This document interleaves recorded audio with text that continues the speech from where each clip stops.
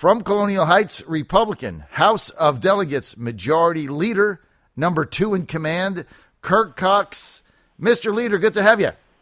John, great to be with you. How are you? I'm doing fabulous. Now, are we in session or not?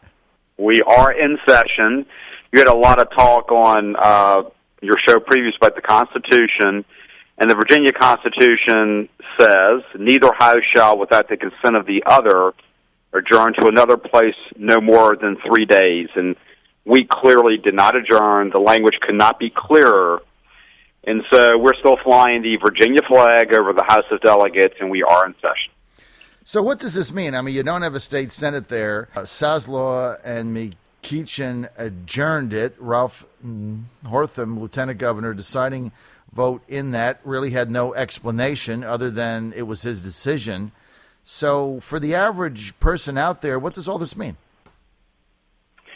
Well, you make several good points. I mean, they've never given us an explanation. I think what they did is they thought it was a tricky, clever maneuver, and then you sort of go back and you go, well, so what's the effect of that? And the effect of that is that, you know, the Constitution is really clear. The governor we had two things going on, redistricting and appointing of a Supreme Court judge. And the governor called us in, obviously, for redistricting.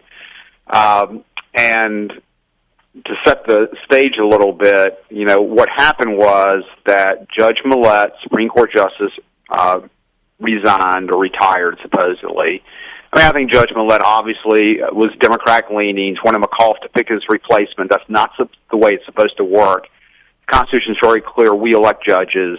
And what's ironic is, and then Governor McAuliffe calls us back in August 17th to supposedly fix this third district and then appoints the judge in the meantime, which is very political. We had what we thought was a better choice. Both judges were good. Judge Rossi Alston, who's a great African-American conservative. And I think you know yourself, John, that, you know, courts mean a lot today. I mean, who you put on those courts is absolutely key. And so we're the ones elected the judges. We felt like he was the best choice.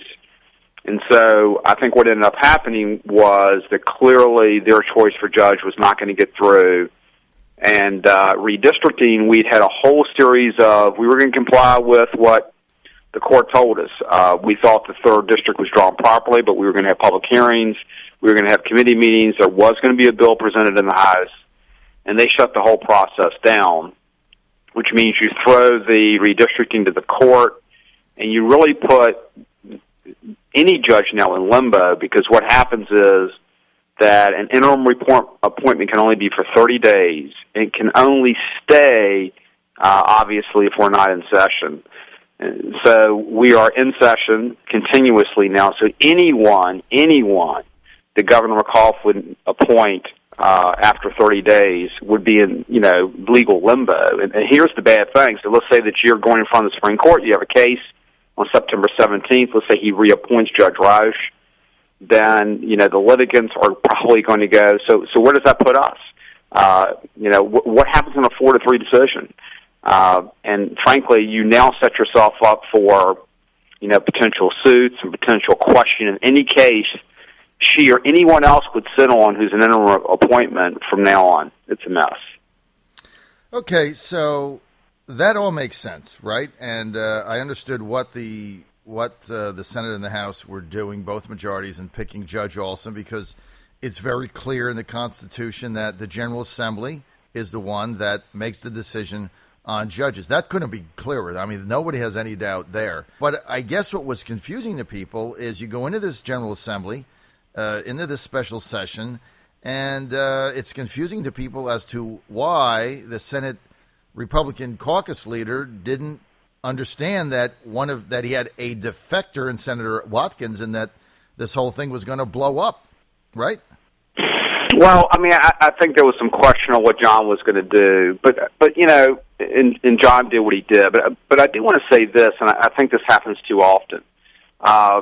This was clearly, you're right, it's clearly orchestrated by the lieutenant governor and the other Democrats in the Senate, and I think obviously Governor McAuliffe, if you look at his statement, was in on it. And I think you have to place the blame where it goes. I mean, you know, whenever you have a caucus of, you know, whether we have 67 or they have a caucus of 21, you know, I think we do a pretty good job of holding our majorities, but I do think that one Republican did go along with them. But having said that, I think clearly this was sort of orchestrated from the beginning.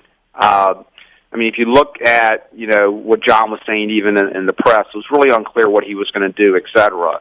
I don't think anyone had any inkling he was going to vote to adjourn. I think that was disturbing because I think you have to look through the consequences of what that was. And so, and I think a lot of times, you just get to the point where, my gosh, when you do something like adjourning, which is clearly against the Constitution, and you're right, as leadership you have to anticipate every move, but, it gets pretty old when people do things that are clearly against the language of the Constitution, and then that seems to be all right, and that seems to be, so now is the language unclear? So I guess, we have these arguments all the time, whether it be King versus Burwell, when the language couldn't have been clearer. And so at some point, people have to look at the plain English and start defending what is legally there. So I think a lot of times the argument gets switched, but I think the clear argument here is they knew what they were doing, they knew it was unconstitutional. Are they going to do the right thing and come back into session? They're illegally out and do the right thing. I think the onus has to be on them. And I think often, two times in our modern society, the onus flips on the person who didn't do wrong. Mr. Leader, the Democrats are telling me, look, we adjourned because this was a process that wasn't going anywhere. Whatever redistricting map the Republicans came up with, McAuliffe is going to veto it. They can't override the veto in the Senate. Then it's going to go back. So they were saying the whole thing is a facade. At the end of the day, it's going to be turned over to this 3-judge panel anyway. So why spend taxpayer money? Let's just leave and have them turn it over. How do you respond to that? Well, you just can't have it both ways. I mean, obviously the case is under appeal. So, we felt very strongly that we should, and we wrote a letter to the court saying that, why should we come back in and essentially, try to do something when it's on appeal? And what happens if we win, if the appeal was won? But having said that, the governor is the one that chose to call us back in on August 17th. He made a big deal of that. Right. So then we come back in, and we've decided that, and this was a tough decision. I mean, the court told us you have to draw something by September 1st. And so we didn't agree with that, but we were going to do what the court told us. And so we had set up an entire process over those 2 weeks where we were going to have public hearings, we were going to have a map, we were going to do what we were supposed to do. Now, you're right, you can game it out in the end. It could have passed the Senate. It could not have passed the Senate. It would have gone to the governor, and in that case, we would have done what we obviously, I think, legally were told we had to do. To shut the entire process down after you're the one that started the process on August 17th, and you use that process basically to appoint a judge, I think is just totally wrong. And so, that's, I think, sort of where we're at. Okay, but I think all along we took the position you'd have been much better off waiting to after November. We wrote this letter to the judges and let this process play out. But when they clearly told us, hey, we've looked at your letter, we disagree, it's September 1st, we felt like you have to go by what the court said. Mr. Leader, you're taking the position or the assumption, the belief, that McAuliffe called this session not so much for redistricting, but under the guise of that being the ruse in order to get his judge choice, Jane Roush, confirmed. Is that my understanding? Well, I don't know. That's a good question. I mean, what I'm saying is I think that, I think the governor does things, without always thinking through the details. I think he called the 17th session. It looked good. He's doing redistricting. He can get his judge confirmed. But I think a lot of it was grandstanding on the redistricting. And so I think what happened was then obviously he had not consulted the House leadership and the Senate leadership on the judge. We clearly had someone who we thought was not only better, but was a good conservative pick. So I think when things started to go south, and I think even a lot of people on the other side of the aisle were starting to privately say, why are we going in August 17th? So then I think they pulled this adjournment play, but you can't do it that way. I mean, you can't call a session, bring us all in, as you say, a taxpayer's money, we set the entire process up to comply with the court order, and then they essentially shut everything down because it wasn't going the way they wanted to go. I just don't think you could do that. Your caucus believes that politics came into play. Obviously, there's a big election coming up in 8-9 weeks that's going to determine who controls what. Let's get to, though, Roush. One thing that a lot of us have a hard time understanding with your caucus in the House is Dave Albo sits on he's the chairman of your Judiciary Committee, and he sent a letter of recommendation to the governor for Roush. So the Democrats are taking the position, look, I get a letter of recommendation from the House Judiciary Chair. I assume that Dave talked to Kirk, talked to Speaker Howell, talked to Tim Hugo. We're making the assumption that they were fine with this because you've got your chairman of the Judiciary Committee recommending this, Judge Roush. How do you guys respond to that? Well, let's back up again, though, because I think, once again, let's start with the beginning of the process. I mean, the governor who called us in knew we were coming back in August 17th. So why do you pick a judge anyway? Why do you pick a judge when only you get an interim report appointment, and the Constitution is clear, we elect the judges? It doesn't say we approve the judges, it says we elect the judges. So why do you politically then put someone up in a 2-week interim and not let us do our job? Number two, let's be fair to Dave. Dave's from Northern Virginia. Judge Roush is a judge that, obviously, I think is qualified. It is probably highly qualified. Now, is she as conservative as Rossi Alston? I don't think so. And so, I would guess if you look, you would probably have a lot of local delegates for their local judge who write letters of recommendation. It's a lot different than writing a letter of recommendation than to sit down with the leadership and say, hey, this is my really number one choice. You really have to pick her.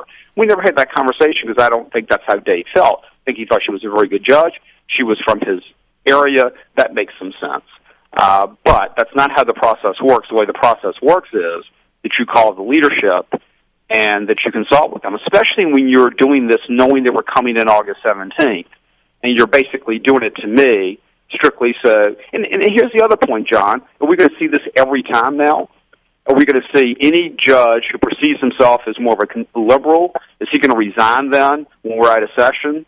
And if that happens once, we're going to have that every time. And so then we're going to have basically a court full with McAuliffe appointees, and that's not what the Constitution contemplates.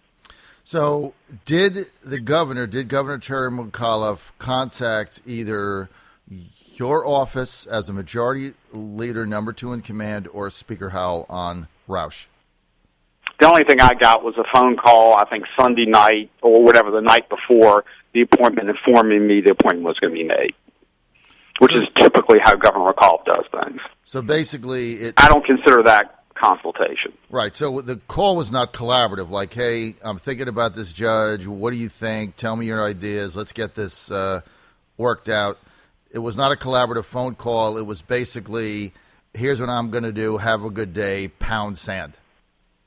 Yeah, this is to inform you. I think, as a matter of fact, I'm picking up my son from a big volleyball tournament. He's flying back into Dallas, so I think I get the call like at 8:30, and I'm in the airport, so by the time I hear the message, it's probably 9:30. It's just basically, just want to let you know, and if you have any questions, but my gosh, come on, by that time, what are you going to do? Right. And I think that's a pretty typical technique.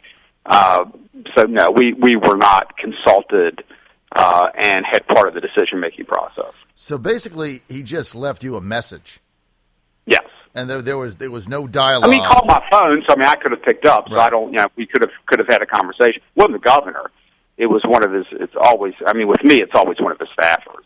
Right. So a staffer picked I don't up think the the governor's called me probably, and I don't think the governor's probably called me hardly once. So no, it wasn't the governor. Well, he should call you up because you're the majority leader of the House of Delegates and you have a 67-seat supermajority. So maybe I should email him your cell phone number. You might get something done. You always pick the phone up when I call. So, okay, we got to get to a couple more issues. But now that you kind of opened this other thing up here. You have to tell our audience how your son did in his big volleyball tournament. Oh, well, you're kind. He ended up making like the third string national team, so they did pretty good. They got to play the U.S. national team, which was a big thrill for him. And I think they lost 25-20, 25-20, 25-19, which is pretty good when you're playing the best kids. Sure. So he's off to play college volleyball. We just dropped him off this weekend, so thanks. He's thrilled, and he did very well. And that's where? Where is that? What college? It's a school called Alderson Broaddus in West Virginia. As a matter of fact, when he was in high school and in travel, he played most of his big competitions down in Virginia Beachway, all the big coastal teams who are really good. So that's really where probably most of the talent in Virginia comes from. All right. Well, it sounds like you're excited about his college and his volleyball future. Okay, Mr. Majority Leader, what happens now? Well, we're going to continue to take the stance that the Senate is illegally out, that they need to, that the onus is on them, and I think this is important. They took the action. The onus is on them to come back in and do what we were supposed to do, and that is to attempt to do a redistricting plan and to confirm a judge. And that's where we're at. We're going to take that position. And I really want to make this point in life because I guess it frustrates me a little bit. When you take the wrong action, you're the one that's supposed to fix it. And so I think the onus is totally on the lieutenant governor to explain what he was doing under Senate rules and what on earth he was doing with his ruling. And I think the onus is on the Democrats to explain, how is this legal in any way? And we've never had that explanation. You tell us how the language is not what the language is. Because if we can keep doing this where the clear constitutional language can be violated, no matter what issue you're on, we're really in for a very, I think, shaky, not very good future. Well, I did ask Lieutenant Governor Ralph Northam to come on my show today. He said he was tied up. He declined. But I mean, when you're right, you're right. I mean, the Lieutenant Governor, I think, owes the state, owes everybody an explanation as to what his thinking was. And I think what he's basically said is, I'm making the decision, and that's it, which is fine. I mean, he's got that authority vested in him to hit the gavel. But I think he does owe the state a detailed explanation of what his thought process is. Agreed? I agree, and that's one of the, and I love doing your show. But if you think you're correct and you have a plausible position, you should be willing to publicly come out and take the questions, because you're not always going to get friendly questions. You can get questions on, hey, why'd you think this way, and why didn't leadership anticipate this? And you've got to be willing to answer those questions. And I'm just disturbed. I don't see them running out to the various talk shows and et cetera and trying to explain what they did. And I think we're more than willing to explain our position and where we are. And that's what public discourse is about, and that's what people want to see today. So he does need to explain that. All right, that's going to be the final word. We want to thank Majority Leader of the House of Delegates, Kirk Cox, for being with us. You can get more info. Go to kirkcox.com. Thanks, man.